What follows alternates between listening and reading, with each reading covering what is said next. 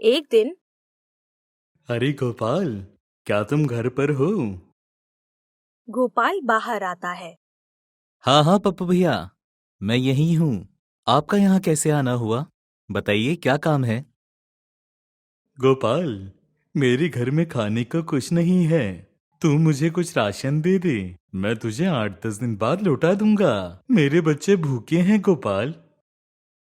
पप्पू भैया, मेरे भी घर में ज्यादा कुछ नहीं है। इस साल बारिश ज्यादा आने की वजह से मेरी फसल खराब हो गई। अब जो भी है थोड़ा बहुत ही बचा है। तू फिक्र ना कर गोपाल। आज तू मुझे दे दे राशन। मेरी मदद कर। आखिर तू मेरे छोटे भाई जैसा है। मेरे बच्चे तेरे भी तो कुछ लगते हैं। उनके बारे में सोच।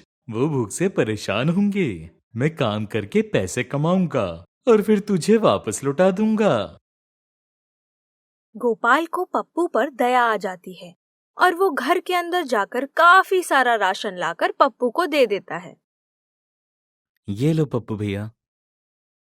अरे धन्यवाद गोपाल, धन्यवाद। अच्छा, अब मैं चलता हूँ। पप्पू जल्दी से राशन लेकर हल्की सी मुस्कान के साथ अपने घर की ओर निकल जाता है। ये गोपाल कितना बुद्धू है रे। ही। मैंने इसका फिर बेवकूफ बना दिया। अब मेरे घर में काफी राशन जमा हो गया है। अब तो मुझे और मेरे परिवार को कोई फिक्र नहीं। हा हा हा। सुनो जी, घर में राशन बिल्कुल नहीं है। आज के लिए हो जाएगा, लेकिन कल से क्या होगा? हमारे बच्चे भूख से तड़पेंगे कल से। आप एक बार जाकर पप्पू भाई से मिलाओ। उन्होंने कहा था वो जल्दी राशन लौटा देंगे, लेकिन अब तो 3 महीने हो गए हैं। ठीक है, मैं जाकर पप्पू भैया से बात करता हूँ। गोपाल पप्पू लाल के घर जाता है।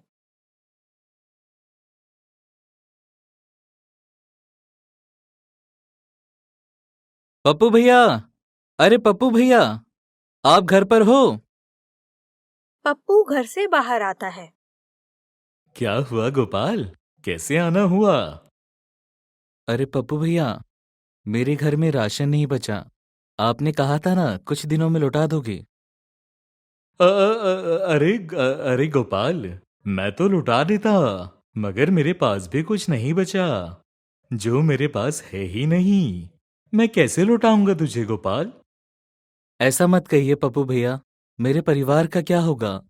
मैंने तो आपको इसलिए अनाज दिया था कि आप बाद में लौटा दोगे। देख गोपाल, वो सब मैं नहीं जानता। तूने कभी सुना नहीं क्या? दाने दाने पर लिखा है खाने वाले का नाम।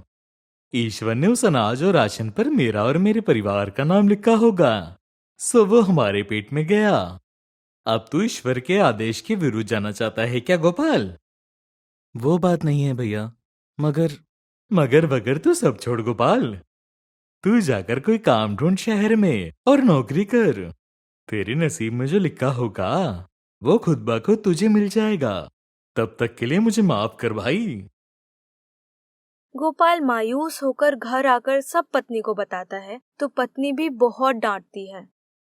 आपकी इस अच्छाई की वजह से ये सब हो रहा है।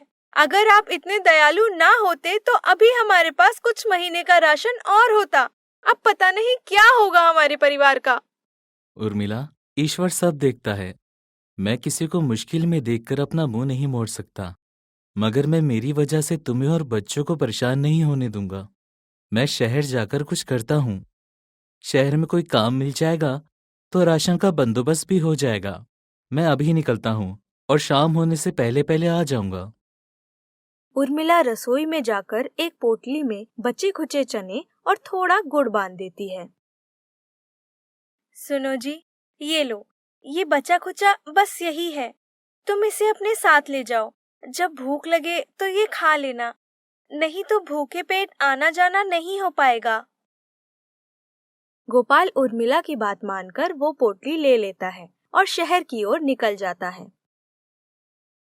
दिन भर शहर में भटकने के बाद भी उसे वहां कोई काम नहीं मिलता। शाम होने को आती है तो वो वापस घर की तरफ चल देता है। चलते चलते उसे भूख लगती है। उसने सुबह से कुछ खाया नहीं था। वो एक पेड़ के नीचे बैठकर अपने खाने की पोटली खोलता है, जिसमें चने और गुड़ थे। तभी उसे एक अजनबी की आवाज आती है। बेटा, मैं बहुत भूखा हूँ। 3 दिन से कुछ नहीं खाया। क्या तुम्हारे पास कुछ खाने को है? गोपाल देखता है कि उसके सामने वाले पेड़ के नीचे एक साधु बैठा था जो बहुत दुबला पतला लग रहा था। गोपाल को उस पर दया आती है साधु बाबा, मेरे पास ज्यादा कुछ नहीं है। सिर्फ कुछ गुड़ और थोड़े से चने हैं। लीजिए, ये आप खा लीजिए।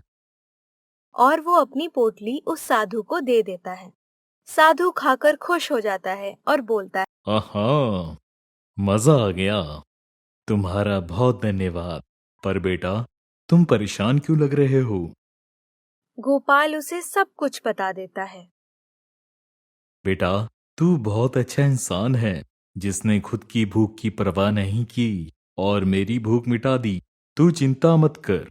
जैसे तू दूसरों की भूख मिटा देता है, वैसे ही तेरा परिवार भी भूखा नहीं रहेगा। वो साधु जादू से एक मटका ले आता है और गोपाल को दे देता है। बेटा, ये एक जादुई मटका है। इसमें से तुम जितना चाहो खाना निकालना, पर ये कभी खत्म नहीं होगा। क्या सच में साधु बाबा? हाँ बेटा, सच में। अब जा, तेरी पत्नी और बच्चे तेरी प्रतीक्षा कर रहे होंगे। गोपाल साधु को प्रणाम करके घर की ओर चल देता है। गोपाल को पूरा यकीन नहीं था, पर वो घर आ जाता है और सब कुछ अपनी पत्नी को बताता है। जब वो लोग मटके से खाना निकालते हैं तो खाना भी आ जाता है। वो और खाना निकालते हैं तो और आ जाता है। अब उन्हें भरोसा हो जाता है कि ये सच में एक जादुई मटका है। गोपाल और उर्मिला बहुत खुश हो जाते हैं। उनकी आंखों में खुशी के आंसू आ जाते हैं। देखा उर्मिला, मैं कहता था ना कि ईश्वर सब देखता है। अच्छाई हमेशा बुराई पर जीत हासिल करती ही है। हाँ जी, मैं मान गई। उस रात वो खुशी खुशी पेट भर खाना खाते हैं। कुछ दिन इसी तरह बीत जाते हैं। गोपाल, उर्मिला और उनके बच्चे बहुत खुशी से जीवन बिता रहे होते हैं। लेकिन ये सब पप्पू लाल को खटकता है और वो सोचता है, ये गरीब इतने खुश कैसे हैं? खाना पीना कैसे चल रहा है इनका? इनका तो राशन और अनाज भी कब का खत्म हो चुका होगा। और जहां तक मैं जानता हूँ, गोपाल अभी कहीं कोई काम भी नहीं कर रहा। कहीं इन्हें कोई खजाना तो नहीं मिल गया। लेकिन अगर ऐसा होता, तो ये अब भी इतने साधारण तरीके से छोटे से घर में क्यों रहते? पता तो लगाना ही होगा। अगले ही दिन पप्पू गोपाल के घर आता है और रो धोकर कहता है, गोपाल, मेरी मदद करो मेरे भाई। हमारे पास कुछ खाने को नहीं बचा है। मेरी पत्नी और बच्चे भूख से मर जाएंगे। और ये कहकर गोपाल के सामने रोने का नाटक करने लगता है। गोपाल को उस पर दया आ जाती है और वो कहता है, अरे पप्पू भैया, रोना बंद करो। रुको, मैं तुम्हारे लिए खाना लेकर आता हूँ। गोपाल मटके में से खाना निकालकर उसे दे देता है। पप्पू भैया, आप ये खाना अभी ले जाओ। आज इससे आपके परिवार का पेट भर जाएगा। और जब तक आपको खाने की कमी हो, मेरे घर आ जाना और यहाँ से भोजन ले जाना। पप्पू उस दिन खाना लेकर अपने घर चला जाता है। कुछ दिनों तक पप्पू रोज गोपाल के घर से खाना ले जाता है। एक दिन रोज की तरह पप्पू गोपाल के घर आता है। गोपाल रसोई में जाकर मटके से खाना निकाल ही रहा होता है कि तभी उर्मिला भी वहां आ जाती है। आप फिर से अपनी अच्छाई की वजह से मुश्किलों में मत पड़ जाना। याद नहीं पप्पू भाई ने हमारे साथ क्या किया था? उर्मिला, जाने दो ना। अभी किसी का हमारी वजह से भला हो रहा है तो क्या हर्ज है। और वैसे भी ये मटका हमारा नहीं है। ये तो उन साधु बाबा ने हमें दिया था। ये तो ईश्वर का उपहार है। अगर हम सिर्फ अपने बारे में सोचेंगे तो ईश्वर नाराज होंगे। और वैसे भी मटके का खाना कभी खत्म नहीं होता, तो क्या ही हर्ज है किसी जरूरतमंद की मदद कर देंगे तो।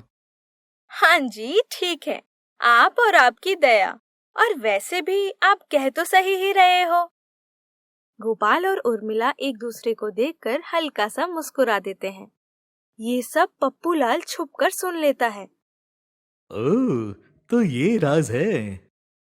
ये जादुई मटका अगर मेरे हाथ लग जाए तो हमारे तो दिन ही फिर जाएंगे। ही ही ही। उस समय वो खाना लेकर वहां से चला जाता है, लेकिन रात को आकर वो चुपचाप किसी तरह वो जादुई मटका चुरा लेता है और अपने घर ले जाता है। पप्पूलाल बहुत खुश था और तरह तरह की चीजों के बारे में सोच रहा था। ये गोपाल कितना मूर्ख है, इसे तो उस मटके का सही इस्तेमाल करना भी नहीं आता। मैं इस मटके से व्यापार करूंगा। अब मैं एक ढाबा खोलूंगा और वहां से खूब पैसे कमाऊंगा। मेरी लागत तो कुछ है ही नहीं, सिर्फ मटके से खाना निकालना है और खिलाना है, और पैसे ही पैसे होंगे। ये सब सोचते सोचते वो घर पहुंच जाता है और घर जाकर अपनी पत्नी को सब बता देता है। पप्पूलाल और उसकी पत्नी बहुत खुश होते हैं और पप्पूलाल की चालाकी पर बहुत इतराते हैं। देखा भाग्यवान, मेरे जैसा दिमाग वाला पति मिला है तुम्हें। अब देखो, अब हमें कभी भी खाने के बारे में चिंता नहीं करनी होगी। और तो और, हम इस मटके की वजह से जल्दी ही अमीर भी हो जाएंगे। अरे वाह जी वाह, आप बहुत शातिर हो पतिदेव। क्या कमाल की चीज लाए हो। चलो अब जल्दी से खाना निकालो, भूख लग रही है। हाँ हाँ भाग्यवान, अभी लो। पप्पूलाल मटके से खाना निकालने की कोशिश करता है, पर जैसे ही वो खाना निकालता है, पहली बार में सड़ा हुआ खाना निकलता है। छी, क्या है जी ये तो सड़ा है। अरे कैसे हुआ, रुको दोबारा कोशिश करता हूँ। वो फिर से मटके से खाना निकालता है, इस बार भी सड़ा हुआ खाना ही निकलता है। वो हार नहीं मानता और तीसरी बार फिर कोशिश करता है। तीसरी बार स्वादिष्ट और खुशबूदार खाना निकलता है। वे लोग बहुत खुश हो जाते हैं। देखा भाग्यवान, कितना स्वादिष्ट खाना लग रहा है। चलो अब खाते हैं जल्दी से, रुका नहीं जा रहा। पप्पूलाल, उसकी पत्नी और बच्चा खुशी खुशी खाना खाते हैं, लेकिन जैसे ही उसकी पत्नी और उसका बच्चा खाना खाते हैं, वे दोनों बेहोश हो जाते हैं। ये देखकर पप्पू बहुत डर जाता है। अरे क्या हुआ तुम्हें, उठो उठो। पप्पूलाल की कोई कोशिश काम नहीं आती। उसकी पत्नी और बच्चा बेहोशी की हालत में ही रहते हैं। पप्पूलाल रोने लगता है कि इन्हें क्या हुआ। उसे समझ में आ जाता है कि उससे बहुत बड़ी गलती हो गई है। मैं लालची धोखेबाज इंसान हूँ। वो मटका लेकर भागता हुआ गोपाल के घर जाकर सब बताता है और बहुत रोता है और माफी मांगता है। गोपाल ये सब क्या हो गया, मेरे कर्मों का फल मेरे परिवार को मिल रहा है। मुझे माफ कर दो, मुझे माफ कर दो और कुछ करो। बाद में चाहो तो तुम मेरे साथ जो करना चाहो कर लेना, पर किसी तरह मेरी पत्नी और बच्चों को ठीक कर दो। गोपाल को पप्पू पर दया आ जाती है। वो उसे माफ कर देता है और पप्पूलाल को लेकर वो उस मटके के साथ उन्हीं साधु बाबा के पास जाता है और उन्हें सब बताता है। साधु बाबा कहते हैं, पप्पूलाल, ये तुम्हारे कर्मों का ही फल है। तुम इतने लालची और धोखेबाज हो, तभी ये हुआ है। पप्पूलाल माफी मांगता है और वचन देता है कि अब कभी किसी के साथ छल नहीं करेगा। मुझे माफ कर दो, मैंने बहुत सारी गलतियां की हैं। चाहो तो मेरी जान ले लो, मगर मेरे परिवार को ठीक कर दीजिए। पप्पू बहुत रोता है और उसे अपनी गलती का एहसास हो जाता है। साधु बाबा, इन्हें माफ कर दीजिए। इस बार इनकी आंखों में सच्चाई नजर आ रही है। मैं जानता हूँ अब ये दोबारा कभी गलत काम नहीं करेंगे। ठीक है गोपाल, ठीक है, पर पप्पूलाल, मुझे वचन दो कि अब ईमानदारी और दया के साथ जीवन जियोगे।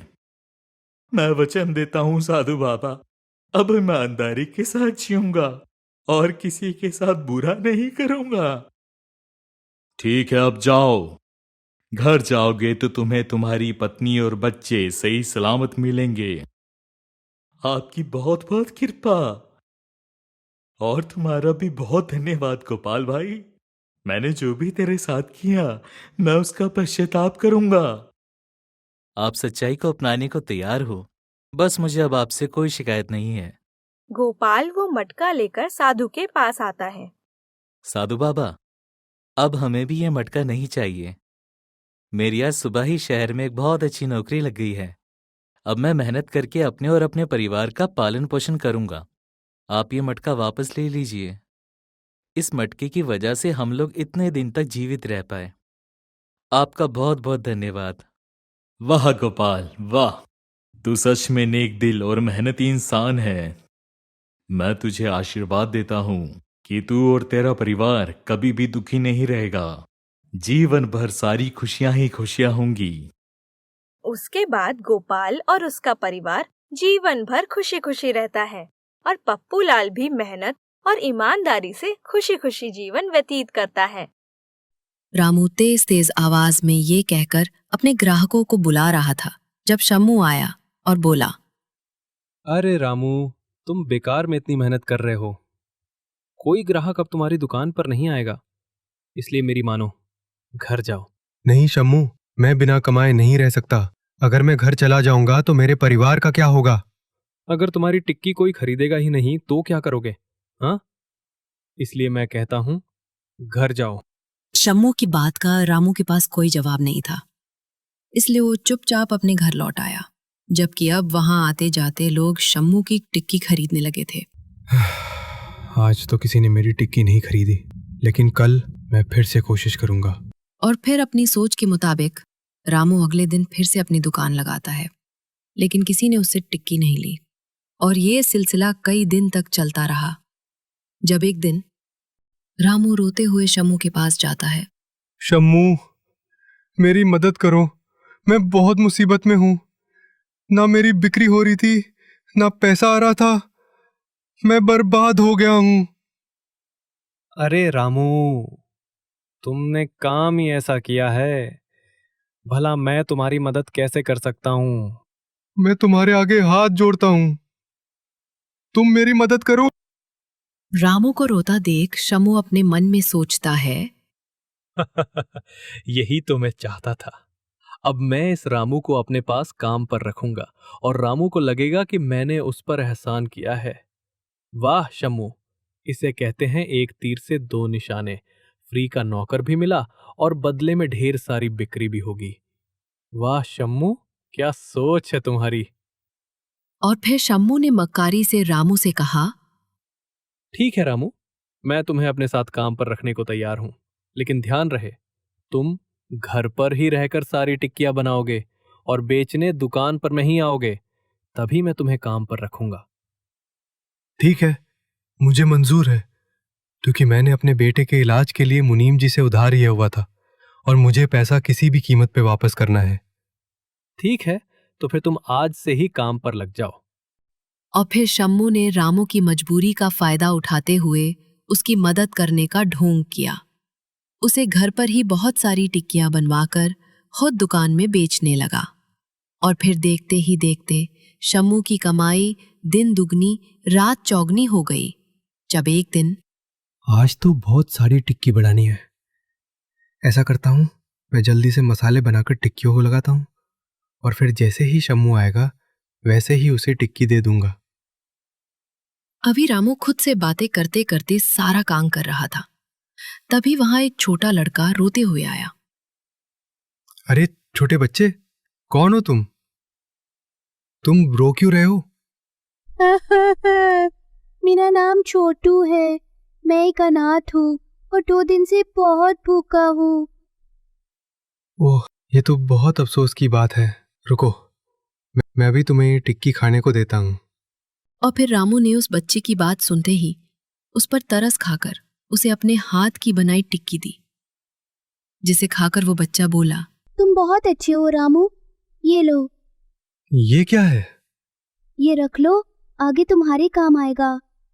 मगर ये कौड़िया मेरे किस काम की? क्योंकि तुम दिल के बहुत साफ हो और लोगों की चालाकियां देख नहीं पाते, इसलिए तुम इन्हें संभाल कर रखना, ये तुम्हारे काम आएंगी। अच्छा प्यारे बच्चे, खैर ये सब छोड़ो। अब तुम्हें जब भी भूख लगे मेरे पास आना, मैं तुम्हें टिक्की जरूर खिलाऊंगा। रामू के ये कहने पर छोटू खुश होकर वहां से चला गया। तभी कुछ देर बाद शम्मू वहां आया। अरे रामू, टिक्की बन गई या अभी बाकी है? हाँ शम्मू, बन गई है, लेकिन मुझे तुमसे कुछ बात करनी थी। हाँ बोलो। असली में महीना पूरा हो गया है और मुझे कुछ जरूरत थी, इसलिए तुम मुझे अगर कुछ पैसे दे दो। अच्छा ठीक है, रुको देता हूँ। और फिर शम्मू ने रामू को कुछ पैसे निकाल कर दिए। शम्मू, ये पैसे तो बहुत कम है। भला इतने पैसों में तो मेरा घर का राशन भी नहीं आएगा, और मुझे तो पैसे मुनीम जी को भी देने हैं। अरे रामू, अब जितनी कमाई होगी मैं तुम्हें उतने ही पैसे दूंगा ना।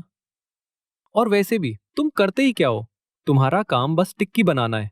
मुझे देखो, दिन रात कड़ी मेहनत करके भाग भाग के पूरे स्टेशन पे टिक्की बेचता हूँ। उस हिसाब से तो मैंने तुम्हें बहुत ही ज्यादा पैसे दिए हैं। शम्मू की बात सुनकर रामू चुपचाप उसके दिए पैसे ले लेता है और फिर अगले 7 दिन लगातार छोटू उसके पास आता, टिक्की खाकर एक कोड़ी देकर चला जाता। और फिर दिन इसी तरह से गुजरते रहे जब रामू ने सोचा, अरे आज तो बहुत समय हो गया है और शम्मू अभी तक टिक्की का दूसरा टोकरा लेने नहीं आया।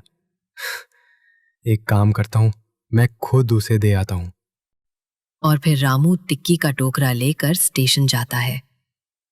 वहां जाकर देखता है, आओ आओ, 100 की 4 टिक्कियां लो, ताजी ताजी आलू की टिक्की। अरे शम्मू तो इतनी महंगी टिक्की बेच रहा है और बदले में मुझे बस थोड़े से पैसे देता है। आज मैं उसे कहूंगा कि मुझे बराबर के पैसे दे। रामू अपने मन में ये सोचकर शम्मू के पास जाता है। अरे रामू, तुम यहाँ क्यों आए? मैं आने ही वाला था। कोई बात नहीं, मैं ले आया, लेकिन तुम ये बताओ कि तुमने मुझे झूठ क्यों बोला कि तुम्हारी ज्यादा कमाई नहीं हो रही, जबकि तुम तो यहाँ टिक्की इतनी महंगी बेच रहे हो, तो उस हिसाब से मेरे पैसे भी बराबर के हुए। अच्छा, तो अब तुम्हें बराबर के पैसे चाहिए। आखिर तुम करते क्या थे? हाँ, जितना पैसा दे रहा हूं शुक्र करके ले लो, वरना तो तुम्हें कोई एक धेला भी नहीं देने वाला। अगर तुम मेरे हक के पैसे नहीं दोगे तो मैं तुम्हारा काम छोड़कर हमेशा के लिए चला जाऊंगा। हाँ हाँ, चले जाओ। वैसे भी अब मुझे तुम्हारी जरूरत है भी नहीं। तुम आखिर करते ही क्या थे? चलो जाओ यहां से। और फिर शम्मू रामू को उसकी मेहनत के पैसे दिए बिना काम से निकाल चुका था। रामू उदास होकर एक नदी के किनारे जाकर बैठ गया। तभी वहां एक साधु बाबा आए। क्या हुआ पुत्र, इतने उदास क्यों हो? क्या कहूं साधु बाबा, जब अपना ही खून चालाकियों पे उतर आए तो दिल उदास हो जाता है। कोई बात नहीं पुत्र, यही तो जीवन है। खैर, तुम्हारे हाथों में जो कौड़ियां हैं, तुम उन्हें इस नदी में फेंकते समय एक इच्छा मांगो और अपने कर्म करते जाओ। साधु बाबा के कहने पर रामू ने छोटू की दी हुई कौड़ियां नदी में फेंक दी, तो नदी में एक रोशनी चमकी और सारा दृश्य दिखने लगा। कैसे शम्मू ने हर कदम पर रामू के साथ चालाकी की। शम्मू, तुम इस हद तक गिर गए कि तुमने अपनी लालच में मुझसे मेरा सब कुछ छीन लिया। रामू को दुखी देखकर साधु बाबा फिर बोले, दुखी मत हो पुत्र। क्या तुम जानते हो वो छोटा बालक कौन था जिसे तुम रोज टिक्की खिलाया करते थे? नहीं साधु बाबा, कौन था वो? वो मैं था, और मैं तुम्हें देखते ही समझ गया था कि तुम्हारे साथ चालाकी तुम्हारे भाई ने की है। इसलिए अब तुम इस नदी में देखकर जो इच्छा मांगोगे वो पूरी जरूर होगी। और फिर साधु बाबा यह कहकर वहां से गायब हो गए। उनके गायब होते ही रामू ने आंखें बंद करके एक इच्छा मांगी। मेरी इच्छा ये है कि मेरे भाई शम्मू को अकल आ जाए और वो ईमानदारी के रास्ते पर चलना शुरू करे। और फिर रामू ने ये इच्छा मांगकर कुछ देर में अपने परिवार को लेकर दूसरी जगह जाकर बस गया। दीपक के बापू, अब क्या होगा? हम कहाँ जाएंगे? क्या कमाएंगे? तुम चिंता मत करो, आज से हम यहाँ इस जगह पर अपनी बनाई टिक्कियां बेचेंगे। और फिर रामू सीता के साथ मिलकर दिन रात मेहनत करके एक छोटी सी दुकान में टिक्कियां बेचने लगा। कुछ समय बाद उनकी दुकान चल पड़ी और रामू एक सम्मानित और अमीर व्यक्ति बन गया, जबकि दूसरी तरफ शम्मू लोगों से भीख मांग रहा था। क्योंकि रामू के जाने के बाद उसकी बेस्वाद टिक्कियां कोई नहीं खरीद रहा था। जब तक मेरे साथ रामू था तब तक मैं अमीर था, लेकिन मेरी लालच मुझे ले डूबी। शम्मू सड़क पर लोगों से भीख मांग रहा था। तभी अचानक रास्ते में उसे रामू मिला। अरे शम्मू, तुम यहाँ इस तरह भीख क्यों मांग रहे हो? मुझे माफ कर दो रामू, मैंने तुम्हारे साथ चालाकी की, लेकिन अब मैं सुधर गया हूँ। मुझे माफ कर दो और अपने साथ काम पे रख लो, वरना मेरा परिवार भूखा मर जाएगा। ठीक है, मैं तुम्हें माफ करता हूं और अपने साथ काम पर भी रख लूंगा, लेकिन एक शर्त है।